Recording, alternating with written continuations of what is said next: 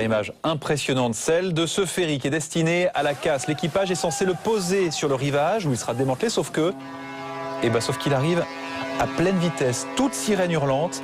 Tradition locale ou pas, en tout cas, les cris des ouvriers du chantier laissent penser qu'ils ne sont pas complètement rassurés. Vous voyez, ça fait un peu peur. Une caméra de vidéosurveillance filme l'instant où une voiture est heurtée par ce camion sur une route chinoise. Le problème, c'est que le conducteur du poids lourd ne s'est rendu compte de rien.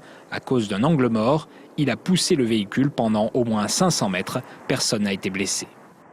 Lorsque les forces de la nature prennent possession des ruines, eh bien oui, on se dit que mieux vaudrait prendre ses jambes à son cou. C'est si vrai que quand il s'agit de dire où ils habitent, eh bien les 200 âmes du village ont une réaction parfois épidermique. Oh la catastrophe. C'est un petit peu morbide comme ville, quoi. Bah, on n'a pas loin pour aller s'enterrer, je dirais.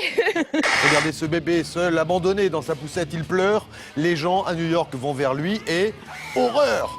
Film d'épouvante, c'est une caméra cachée tournée donc dans les rues de New York à l'occasion de la sortie demain aux États-Unis du film Devil's Due. Il est horrible ce bébé, il est très laid. Le chien le plus moche du monde vient, comme chaque année, d'être désigné aux États-Unis. Regardez, il s'appelle Cacahuète. C'est un mute et il a construit son succès sur une coupe de cheveux totalement déstructurée y a pas que ça. et une dentition totalement inattendue. Voilà, quand il sourit, on va lui présenter le caniche abricot de mon dentiste.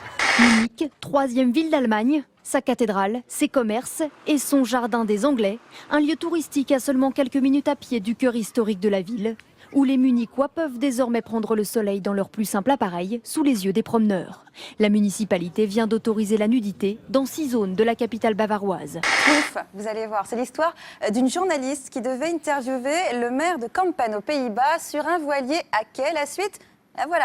Binnenkort het grootste paasevenement van Nederland georganiseerd. Zeelkampen. Burgemeester, wat is er nou zo bijzonder aan Zeelkampen? Als je de mooiste... Jongens, dat gaat niet goed. Deze kant op. Nee. Probeer.